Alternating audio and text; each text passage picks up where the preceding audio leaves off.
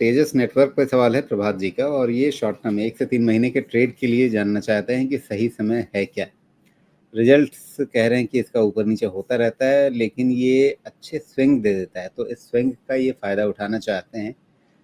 इसे long term रखने पे आपका क्या विचार है? चलिए, मतलब ट्रेड के साथ साथ बोनस में इन्होंने लॉन्ग टर्म भी पूछ लिया, तो बताइए 1 से 3 महीने का ट्रेड करना है तो उसके लिए कोई स्विंग मूवमेंट दिख रहा है क्या? अभी एक थोड़े समय पहले भाई साहब बोल के गए थे ना कि हम मनोरंजन करते हैं, थोड़ा सा यहाँ पे मनोरंजन करना पड़ेगा। स्विंग ट्रेड बोल है ना, स्विंग मतलब झूला होता है, झूला पे झूलते देखा है ना, कई लोग पलट के पीछे ही गिर जाते हैं स्विंग का बेनिफिट लेने में। तो देखिए फ्री का नहीं, मनोरंजन ज़्यादा देते हैं तो अगर ज़्यादा ये, जोर लगा के ऐसा कर दिया तो होता है। हाँ तो वही हुआ, स्विंग स्विंग का बेनिफिट लेने गए और हवा के साथ स्विंग में निकल गए। तो देखिए इसमें क्या है, तेजस नेटवर्क में बहुत ही एक्सट्रीम केयर की जरूरत है। मैं इसको ट्रैक नहीं करता, लेकिन जो सामने दिख रहा है वो आपको बताता हूँ, ध्यान रखिएगा। क्योंकि इसमें किधर भी, या तो आपका हिंदुस्तान यूनिलीवर जैसा हो सकता है, लेकिन वैसा कंपनी है नहीं जो कि मैं बोल पाऊँ कि वैसा हो जाए, और नहीं तो जो सामने दिख रहा है अगर ऐसा हो गया तो ये बना लीजिए अपना नेकलाइन, और ये आपका नेकलाइन रहना चाहिए करीब करीब 640-50 के रेंज में। एग्जैक्ट मुझे नहीं मिलेगा यहाँ पे, या अगर मैं अपने सॉफ्टवेयर में जाऊँ तो कुछ मिल जाए तो मुझे एक ही ये मिनट दीजिए आप इसी की वहाँ बात पे। कर रहे हैं ना? हाँ वो कर तो मैं जरूर रहा हूँ उसकी बात राजीव जी, लेकिन ना उतना मुझे क्लीन शॉट यहाँ नहीं दिख रहा, इसलिए मैं अपने वाले सॉफ्टवेयर में पहुँच गया हूँ, तो शायद इनके लिए कुछ मैं कर पाऊँ। तो ये तो बहुत क्लियर है कि 650 के नीचे अगर ये सस्टेन करना शुरू करेगा तो फिर कम वॉट में it is not very good indication for the stock, मैं इतना ही कह सकता हूँ।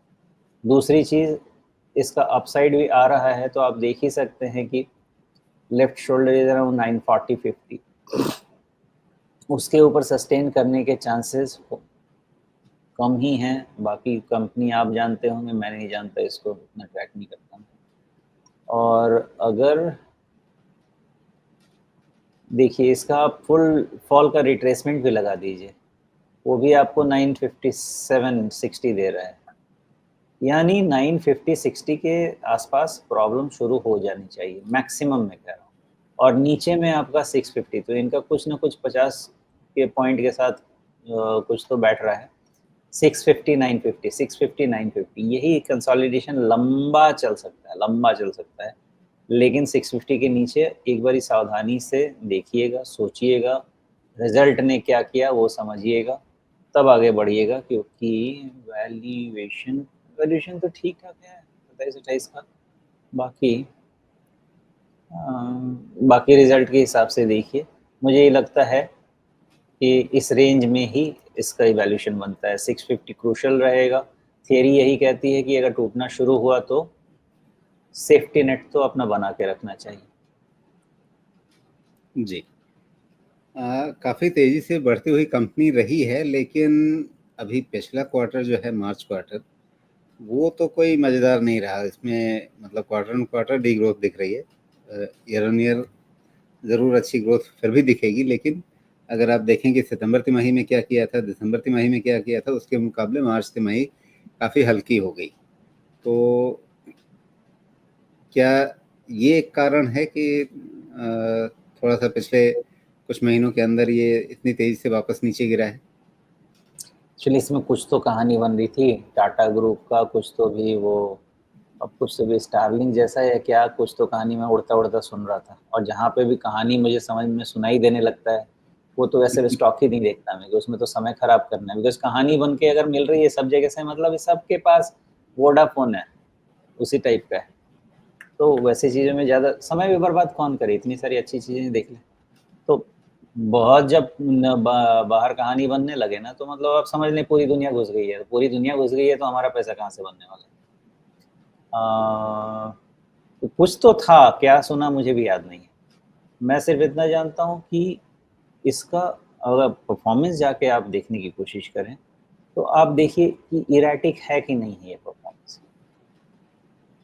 ये जी। परफॉर्मेंस नहीं, इरेटिक है पक्का। काफ़ी तेज़ बढ़त दिख रही थी और उसके बाद पिछली 2-3 तिमाहियों से वो जो आप कह रहे हैं इरेटिक होना, अगर आप सितंबर 2024 तक की तिमाही देखेंगे, तो वहाँ तो एक मतलब एक्स्पोनेंशियल ग्रोथ दिख रहा था। उसके बाद ही तो ये थोड़ा-सा जो इरेटिक पना आया है इसके अंदर। यही तो प्रॉब्लम होगी ना राजीव जी। फॉर एग्जांपल सबके लिए सबसे आसान समझाने के लिए ट्रेंड, ट्रेंड का ग्रोथ नहीं हो रहा है ऐसी बात नहीं है, लेकिन ट्रेंड का ग्रोथ स्लो हो रहा है ये प्रॉब्लम की बात है। लेकिन तय बात है कि जब आपका रेवेन्यू का बेस बढ़ेगा तो आपका ग्रोथ तो कैसे, आप जो 100 पे ग्रो करते थे वो आप 1000 पे कैसे ग्रो कर सकते हैं? अल्टीमेटली क्या है, 100 से 1000 पहुंचने तक आपने कुछ मार्केट शेयर भी तो प्राप्त कर लिया है ना, तो आप क्या पूरा मार्केट ही लेके चले जाएंगे? तो आप एक पूरे मार्केट में है, आपके पास एक पूरा का पूरा रेवेन्यू पूल है, उस रेवेन्यू पूल में से आप कितना रेवेन्यू रख सकते हैं। अब उस तरफ आप बढ़े तो लोगों को क्या है कि भाई एक 100 की चीज जो है वो 1000 तक ग्रो कर चुकी है, 100 200 300% पे ग्रो करती जा रही है, तो करती रहेगी। ऐसा नहीं होता है भाई साहब, हमेशा इसीलिए देखा जाता है ना कि एक जो भी सेक्टर, जो भी रेवेन्यू पूल है, वो किस सीएजीआर पे कब तक ग्रो कर सकती है और उसमें से कितना शेयर खाया जा सकता है। कैसे खाया जा सकता है, ऑर्गेनाइज है कि अनऑर्गेनाइज है, ऑर्गेनाइज है तो उसमें बढ़ रहा है कि नहीं ऑर्गेनाइज का शेयर, ऑर्गेनाइज का शेयर बढ़ रहा है तो मैं ऑर्गेनाइज में आता हूँ कि नहीं आता हूँ। बहुत सारी जी। चीजें हैं, तो उस पर रेवेन्यू प्रोजेक्शन आप मैक्सिमम कर सकते हैं।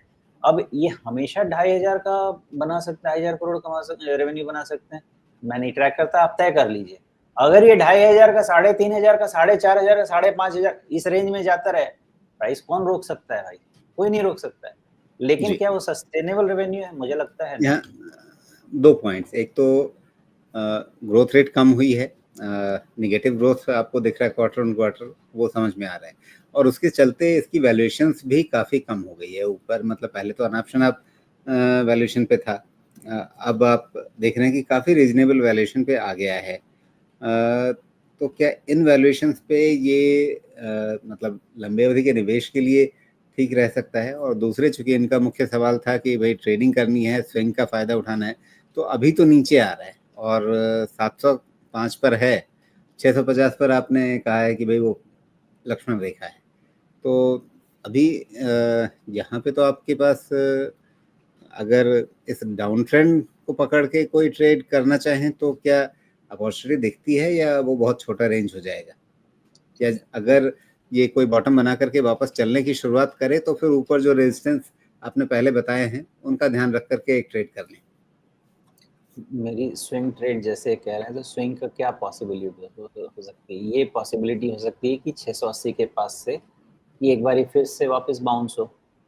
और स्विंग ट्रेड ऐसे ही करते हैं ना कि उस पॉसिबिलिटी को लिए कि मान लीजिए 680 तो से जब एक बार बाउंस होगा बाउंस, तब करेंगे, जब बाउंस जब होगा बाउंस तब हुआ तब करेंगे। करेंगे। और बाउंस हुआ तब करेंगे तो फिर स्टॉप लॉस क्या रखेंगे? फिर स्टॉप लॉस रखेंगे 646 वाला जो लो बना वो रख देंगे। कहाँ तक स्विंग ट्रेड का आप पहला टारगेट लेंगे? 783 का, जहाँ पे गैप डाउन ओपन हुआ है, यही स्विंग ट्रेड बनता है। अब 783 का गैप भरने निकला तो फिर अगला कहाँ चलेगा? फिर 838 के पास जो लो है वहां जाके पहुंच जाएगा। तो इस हिसाब से स्विंग ट्रेड कीजिए, लेकिन पता नहीं, फिर यही समझाने की कोशिश करूंगा साहब, जिसमें ना बेटर डायरेक्शन है, जिसमें एक अच्छा पैटर्न है, उसमें करेंगे ना तो आपका प्रोबेबिलिटी ऑफ सक्सेस ज्यादा रहेगा। तो जी। एक बार ऐसा हुआ कि इंडसइंड बैंक, तो पता ही है सबको कहानी, अब वो गिर रहा है।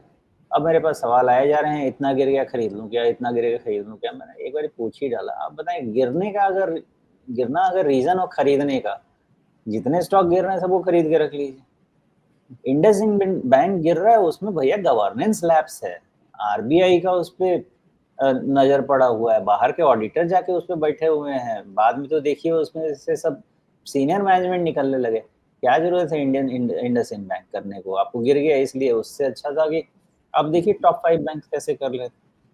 तो मैं यही समझाना चाहता हूँ बिल्कुल। कि वहां पे हाथ अच्छा, लगाइए समय जहां पे खत्म ना। हो रहा है तो क्विकली, लॉन्ग टर्म यहाँ पे बनता है या ग्रोथ देख लें एक दो तिमाही का उसके बाद?